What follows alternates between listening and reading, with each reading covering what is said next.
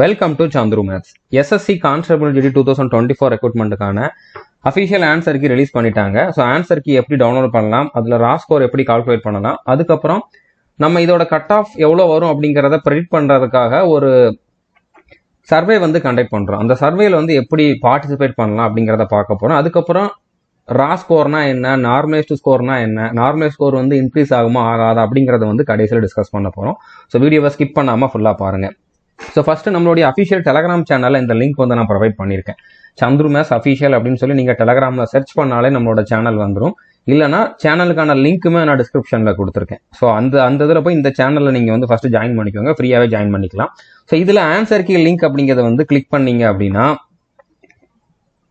இந்த பேஜ் வந்து ஓப்பன் ஆகும். இதில் உங்களோட ரோல் நம்பர், பாஸ்வேர்டை வந்து என்ட்ரு பண்ணுங்க. அதாவது ரெண்டுமே வந்து உங்களுடைய அட்மிட் கார்டில் இருக்கும். நீங்கள் எக்ஸாம் எழுதுறப்போ என்ன பாஸ்வேர்டு கொடுத்தீங்களோ அதுதான், அதாவது உங்களோட டேட் ஆஃப் பர்த் தான். இதில் நடுவில் ஸ்பேஸோ இல்லைன்னா ஸ்லாஷோ அந்த மாதிரி எதுவுமே விடாமல் அப்படியே நீங்கள் வந்து என்ட்ரு பண்ணுற மாதிரி இருக்கும். ஃபார் எக்ஸாம்பிள் இப்போ 4/8/2001 அப்படின்னா இந்த மாதிரி ஸ்பேஸ் விடாமல் பண்ணுற மாதிரி இருக்கும். ஓகே, ரோல் நம்பர் உங்களுடைய அட்மிட் கார்டில் இருக்கும். ஸோ இதை கொடுத்துட்டு லாகின் அப்படிங்கிறத வந்து கிளிக் பண்ணீங்க அப்படின்னா இந்த பேஜ் ஓப்பன் ஆகும். இதில் கீழே கிளிக் ஹியர் அப்படிங்கிற மாதிரி ப்ளூ கலரில் இருக்குதுல்ல, இதை வந்து கிளிக் பண்ணுங்க.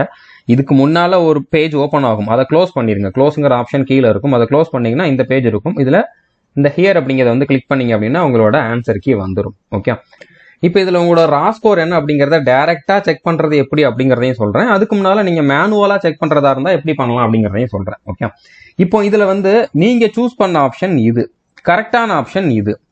ஸோ நீங்கள் சூஸ் பண்ண ஆப்ஷனும் 3 தான், கரெக்டான ஆப்ஷனும் 3 தான். அப்போ இந்த கொஸ்டின் உங்களுக்கு கரெக்ட். ஓகே, அதே மாதிரி இங்கேயும் பார்த்தீங்கன்னா சூஸ் பண்ண ஆப்ஷன் 2, கரெக்டான ஆப்ஷனும் 2 தான். அப்போ இந்த கொஸ்டின் கரெக்ட். ஓகே, ஒருவேளை நீங்கள் சூஸ் பண்ண ஆப்ஷன் வேறையும் கரெக்டான ஆப்ஷன் வேறையும் இருந்துச்சு அப்படின்னா அந்த கொஸ்டின் தப்பு. ஓகே, ஸோ அப்போ நீங்கள் என்ன பண்ணணும், நீங்கள் எந்தெந்த கொஸ்டின்லாம் அட்டன் பண்ணீங்களோ அதை மட்டும் கவுண்ட் பண்ணுங்க. அட்டன் பண்ணாமல் விட்டதை கவுண்ட் பண்ண வேண்டாம். ஸோ எத்தனை கொஸ்டின்ஸ் கரெக்ட் ஆயிருக்குது அப்படிங்கிறத வந்து கவுண்ட் பண்ணுங்க, எத்தனை கொஸ்டின்ஸ் ராங் ஆயிருக்குது அப்படிங்கிறதையும் கவுண்ட் பண்ணுங்க. ஓகே, ஸோ இப்போ நீங்கள் ரா ஸ்கோர் எப்படி கால்குலேட் பண்ணலாம் அப்படின்னா கரெக்டான கொஸ்டின்ஸ் இன்ட்டு 2. ஓகே, கரெக்டான கொஸ்டின் எவ்வளவோ அதை 2ஆல் மல்டிபிள் பண்ணிக்கோங்க.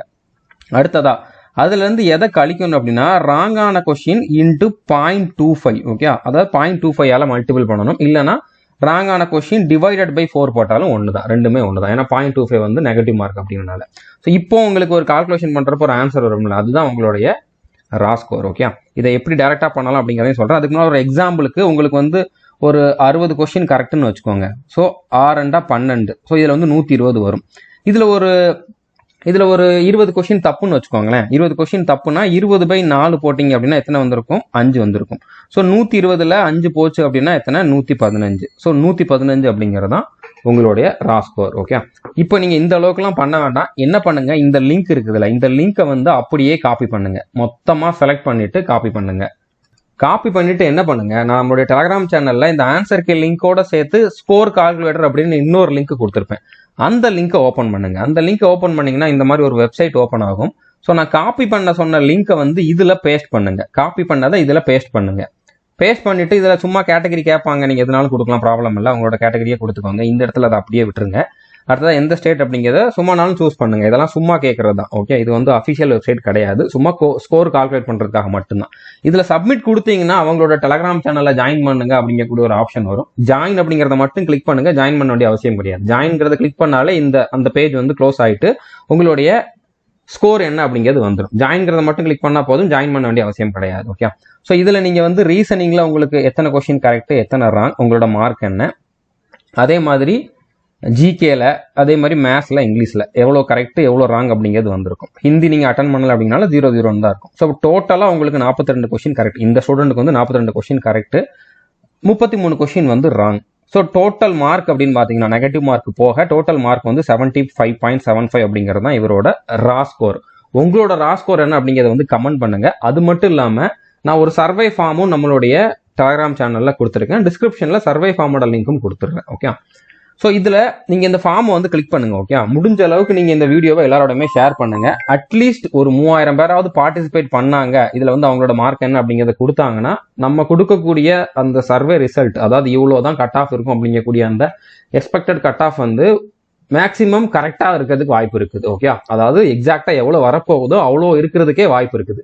ஸோ நிறைய பேர் பார்ட்டிசிபேட் பண்ணாதான் இது முடியும். ஓகே, ஸோ இப்போ இந்த இடத்துல நீங்க இந்த லிங்கை கிளிக் பண்ணுங்க. அதாவது SSCGD cut off survey for TN aspirant. இது வந்து தமிழ்நாட்டுக்காரங்களுக்கு மட்டும்தான். நீங்க வேற ஸ்டேட்ல இருக்கவங்கன்னா இதுல பார்ட்டிசிபேட் பண்ண வேண்டாம். ஏன்னா இதுல நான் வந்து தமிழ்நாட்டுக்காரங்களுக்காக மட்டும்தான் கொடுத்துருக்கேன். ஓகே, ஸோ இதை வந்து கிளிக் பண்ணுங்க. கேரளாக்காரங்களோ இல்லைன்னா ஆந்திரா கர்நாடகாரங்க யாரும் பார்த்துக்கிட்டு இருந்தீங்கன்னா கோச்சுக்காதீங்க. உங்க ஸ்டேட்ல இருந்து நம்ம சப்ஸ்கிரைபர் ரொம்ப கம்மி. ஸோ அப்போ நம்ம வந்து இதுக்கு சர்வே ஃபார்ம் கொடுத்தாலும் பார்ட்டிசிபேட் பண்ண மாட்டாங்க. அப்படின்னால அப்படி கொடுக்கறதுல எந்த யூஸுமே இல்லை. ஸோ தமிழ்நாடு ஸ்டூடெண்ட் மட்டும் இதை வந்து அட்டன் பண்ணுங்க. இதை வந்து கிளிக் பண்ணீங்க அப்படின்னா இந்த பேஜ் ஓப்பன் ஆகும். இதுல ஃபர்ஸ்ட் இந்த பாக்ஸை வந்து செலக்ட் பண்ணிக்கோங்க. அடுத்து உங்களோட நேம் என்ன அப்படிங்கிறத கொடுங்க. உங்களுடைய ரோல் நம்பர், அதாவது இப்போ ஆன்சர் கீ பார்க்கறதுக்கு கொடுத்துருந்தீங்கல்ல அந்த ரோல் நம்பரை கொடுங்க. நீங்க மேலா இல்லைனா ஃபீமேலா அப்படிங்கிறத வந்து செலக்ட் பண்ணிக்கோங்க.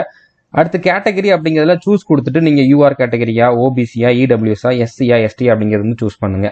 அதுக்கு கீழே உங்களோட ரா ஸ்கோர் என்ன, இப்போ வந்து இப்போ 75.75 வந்துச்சுல, அந்த மாதிரி உங்களோட ரா ஸ்கோர் என்னவோ அதை வந்து எக்ஸாக்டா இதுல வந்து என்டர் பண்ணுங்க.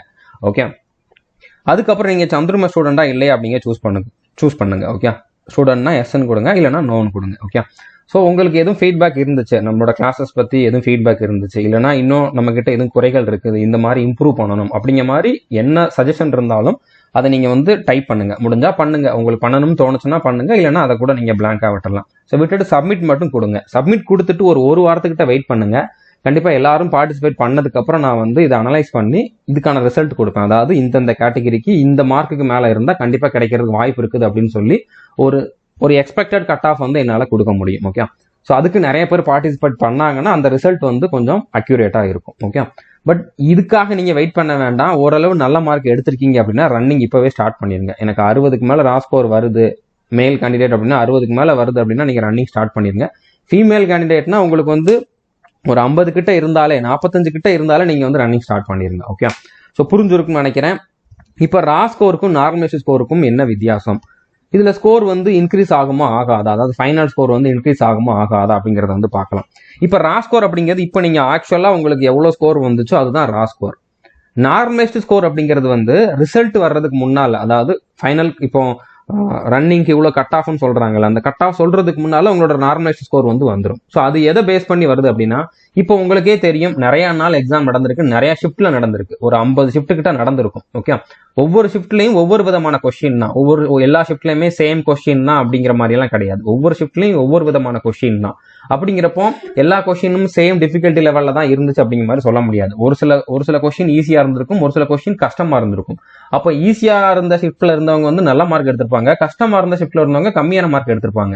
இதை காம்பன்சேட் பண்றதுக்காக, அதாவது அவங்களுக்கும் இவங்களுக்கும் ஒரு கரெக்டான ஒரு மார்க் வரணும், எல்லாருமே ஒரே ஷிஃப்ட்ல அட்டன் பண்ணியிருந்தாங்கன்னா இவ்வளவுதான் எடுத்திருப்பாங்க அப்படிங்கிற ஒரு கால்குலேஷனை பண்ணி கொண்டு வர்றது தான் வந்து நார்மலைஸ்டு ஸ்கோர். அது எந்த மாதிரி கால்குலேஷன் அப்படின்னு ரொம்ப டீப்பாலாம் போக வேண்டாம், சொன்னாலும் அது உங்களுக்கு புரியாது, சொல்றதும் கஷ்டம். ஓகே, ஸோ இந்த மாதிரி கஷ்டமான ஷிஃப்ட்ல இருந்தவங்களுக்கு இப்போ அவங்களுக்கு ரா ஸ்கோர் என்ன வந்திருக்குதோ அதை விட மார்க் வந்து அதிகமாகும், நார்மலைஸ்டு ஸ்கோர் வந்து அதிகமாகும். ஈஸியான ஷிஃப்ட்ல இருந்தவங்களுக்கு இப்போ அவங்களுக்கு ரா ஸ்கோர் எவ்வளவு வந்துச்சோ அதை விட நார்மலைஸ்டு ஸ்கோர் வந்து கம்மியாகும். இதுல வந்து நான் நிறைய நெகட்டிவ் மார்க் வாங்கிட்டேன் அதனால என்னோட மார்க் கம்மியாகுமா அப்படிங்கிற மாதிரி கேட்டீங்கன்னா அந்த மாதிரி கிடையாது. இதுல அக்யூரேசிக்கும் இந்த நார்மலைசேஷனுக்கும் எந்த சம்பந்தமும் கிடையாது. நீங்க எந்த ஷிஃப்ட்ல இருந்தீங்க அப்படிங்கிறத பொறுத்து தான், எந்த ஷிஃப்ட்ல இருந்தீங்க, நீங்க எவ்வளவு மார்க் எடுத்திருக்கீங்க அதை பொறுத்து ஃபைனல் ஸ்கோர் வந்து உங்களுக்கு இன்க்ரீஸும் ஆகலாம், டிக்ரீஸும் ஆகலாம். எல்லாருக்கும் இன்க்ரீஸ் தான் ஆகும் அப்படிங்கிற மாதிரி கிடையாது, ஒரு சிலருக்கு டிக்ரீஸ் ஆகும். ஓகே, அதனால நான் இவ்வளவு எடுத்திருக்கேன், இது விட எனக்கு ஒரு 20 மார்க் கூடும் அப்படிங்கிற மாதிரிலாம் கிடையாது. கண்டிப்பா 15 மார்க் வரைக்கும்லாம் லாஸ்ட் டைம் கூடி இருக்கு. ஓகே, ஒரு மார்க் கூட கூடலாம், ஒரு சிலருக்கு கூடாம அப்படியே கூட இருக்கலாம், ஒரு சிலருக்கு 4-5 மார்க் வந்து மைனஸ் ஆகலாம். ஆனா ஒரு 10ல இருந்து 15 மார்க் வரைக்கும்லாம் லாஸ்ட் டைம் கூடி இருக்கு. ஓகே, ஸோ அந்த அளவுக்கு கூட மார்க் இன்க்ரீஸ் ஆகிறதுக்கு வாய்ப்பு இருக்குது. ஸோ புரிஞ்சிருக்கும்னு நினைக்கிறேன். நான் சொன்னது எல்லாமே உங்களுக்கு வந்து அண்டர்ஸ்டாண்ட் ஆயிருக்குன்னு நம்புறேன். மறக்காம அந்த சர்வேல பார்ட்டிசிபேட் பண்ணிருங்க. இந்த வீடியோவை எல்லாரோடமே ஷேர் பண்ணுங்க, அப்பதான் நிறைய பேர் வந்து பார்ட்டிசிபேட் பண்ணுவாங்க. வீடியோ ஷேர் பண்ணாட்டா கூட அந்த சர்வே லிங்கையாவது நீங்க எல்லாரோடையுமே ஷேர் பண்ணுங்க. ஸோ நிறைய பேர் பார்ட்டிசிபேட் பண்ணா நான் சொல்ற ரிசல்ட் வந்து அக்யூரேட்டா வரும். ஓகே, ஸோ புரிஞ்சிருக்கும்னு நினைக்கிறேன். All the best, thank you. மறக்காம ரன்னிங் வந்து நீங்க இது வரைக்கும் ஸ்டார்ட் பண்ணலாட்டா கூட இப்போவாது ஸ்டார்ட் பண்ணுங்க. இன்னும் குறைஞ்சது உங்களுக்கு வந்து ஒரு 1.5 மாசத்துக்கிட்ட டைம் இருக்குது, 2 மாசத்துக்குள்ள பிசிக்கல் இருக்கிறதுக்கு வாய்ப்பு இருக்குது. எலெக்ஷனால கொஞ்சம் அது அஃபெக்ட் ஆகிறதுக்கு வாய்ப்பு இருக்குது. ஏன்னா எலெக்ஷன் டியூட்டியில கண்டிப்பா இந்த ஆர்ம்டு ஃபோர்ஸஸ்ல இருக்கிறவங்க, அதாவது இந்த ஜிடியில செலக்ட் ஆகி கான்ஸ்டபிளா எஸ்ஐயா ஒர்க் பண்ணிக்கிட்டு இருக்கிறவங்க தான் வந்து எலெக்ஷன் டியூட்டியில இருப்பாங்க. ஸோ அப்போ அவங்களோட ஸ்ட்ரென்த் கம்மியாகிறப்போ இந்த ரெக்ரூட்மெண்ட்டுக்கு தனியாக ஒரு ஸ்ட்ரென்த் அவங்களால கொடுக்க முடியாது. அதனால எலெக்ஷன் இருக்கிறது ஒரு அட்வான்டேஜ் தான். எலெக்ஷனால உங்களுக்கான ரன்னிங் ஒரு 2 மாசம் 3 மாசம் இன்னும் கொஞ்சம் தள்ளி போறதுக்கு வாய்ப்பு இருக்குது. பட் நீங்க அதை நம்பிக்கிட்டு இருக்க வேண்டாம். திடீர்னு அவங்க வந்து நாங்க எப்பவும் போல 2 மாசத்துக்குள்ள வைக்கலாம் அப்படிங்கிற மாதிரி கூட வைக்கலாம். ஸோ அதனால நீங்க வந்து எலெக்ஷனால வரலாம் அப்படிங்கிறது உங்க மைண்ட்ல இருந்தாலும் 2 மாசத்துக்குள்ள எனக்கு வந்து ரன்னிங் இருக்கும், அதுக்குள்ள நான் வந்து இந்த டைமிங்குள்ள கொண்டு வந்துடணும் அப்படின்னு டார்கெட் பண்ணிட்டு ஓடுங்க. கண்டிப்பா உங்களால செலக்ட் ஆக முடியும். ஓகே, ஸோ புரிஞ்சிருக்கும்னு நினைக்கிறேன். All the best. தேங்க்யூ.